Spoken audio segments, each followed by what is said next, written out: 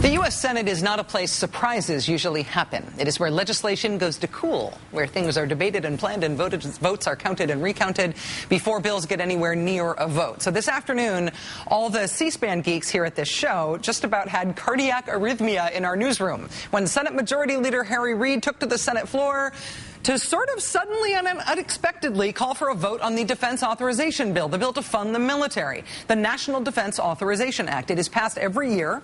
It has passed every year for 48 years. It is also the bill that this year contains the repeal of Don't Ask, Don't Tell. Senator Harry Reid and Senator Susan Collins of Maine were reportedly working on a deal for how many amendments would be allowed to the bill, how much time would be allotted to it for debate. Before word of any agreement on those issues, unexpectedly, Senator Reid called for a vote. So in my effort to get this done, I don't know how I could have been more reasonable, but despite the critical importance for our troops, for our nation, and for justice, we get this done, we haven't been able to reach agreement. So I regret to say it's our troops who will pay the price for our inability to overcome partisan political posturing. And I would move now to reconsider the vote that's previously been made on this matter. And consider a vote. The Senate did. On this vote, the yeas are 57.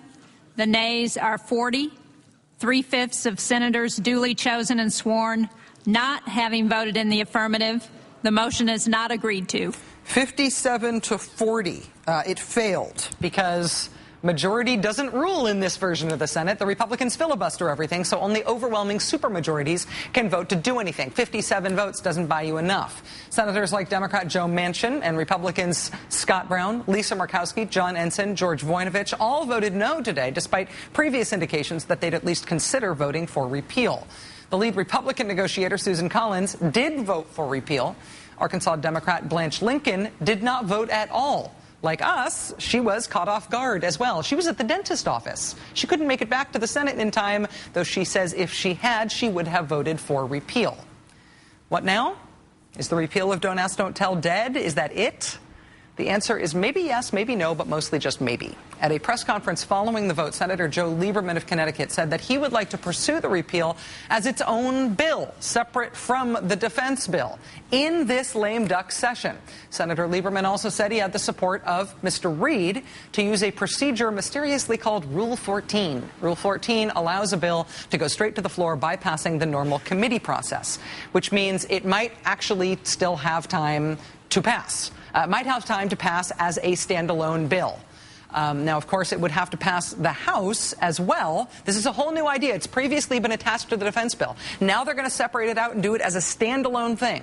They're going to do that in the Senate, and they think they have time to do it. If they use Rule 14, it doesn't have to go through the committee process. It just goes straight to the floor.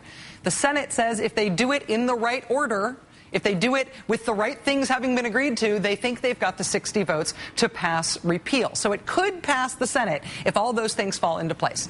But it also has to pass the House. Is there time for that as well? In a statement today, Speaker of the House Nancy Pelosi said the House in this case could be counted on. She said, quote, "An army of allies stands ready in the House to pass a standalone repeal of the discriminatory policy once the Senate acts." An army of allies. Joining us now is Aubrey Sarvis, Executive Director of the Servicemembers Legal Defense Network. Mr. Sarvis, thanks very much for joining us this evening. Really appreciate your time. Well, thank you for having me. It's good to be here. Were you surprised by Senator Reid's choice today to bring this to a cloture vote? Did you have warning this was going to happen this way?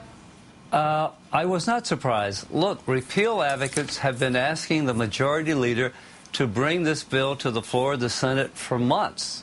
We have wanted a vote. We should not have been surprised. This vote was overdue. The Defense Authorization Bill has been held hostage for almost 5 months now by those who want to put tax cuts first. This is what this debate has been about for far too long. If the bill, if the repeal does become a standalone bill and it gets separated off from the Defense Authorization Bill, as Senator Lieberman suggested today, what do you think the fate of the bill is in that circumstance? Does it have a chance of actually happening before the end of the lame duck? Rachel, we're still alive. It has a good chance. And let me tell you what the bill number is. I missed part of your setup, unfortunately. But earlier today, after the vote, Senator Lieberman, Senator Collins, Senator Mark Udall of Colorado, and Senator Gillibrand introduced S-4022. S-4022. That's the new bill, the Don't Ask, Don't Tell Repeal Act of 2010. That's what we're focused on. And yes, I believe we can get this done in the lame duck. This is, to be clear, this is the language that's directly lifted from the portion of the Defense Authorization Act that is still being filibustered at this point. That's so the language is nothing new for senators or members of the House, for that matter, to be considering. This is language they will have seen before as part of the defense bill. Rachel, it hasn't changed whatsoever. This is the language reported out of the Senate Armed Services Committee in May. This is the language in its entirety that passed the House in May. This is the language that all repeal advocates need to get behind. This is the language that we need the House and the Senate to move on in the next 2 weeks. Aubrey, over the next 2 weeks, obviously this issue is going to stay as volatile and as interesting as it has been in recent weeks. I do have to ask you, though, what you would say, what you would like to say to gay active duty service members tonight. We know there are a lot of gay people in the military. Do you have advice for them or explanation for them that you think they need to hear? Well, first, I want to say to them how sorry I am that this vote failed today. We came up 3 short, and let's not beat around the bush about that. But let me say to those service members, and we're talking about 66,000 service members who are on active duty around the world tonight. We failed earlier today, but we can get it done in the lame duck. But I also have to say to those service members tonight, Rachel, it is still not safe to come out.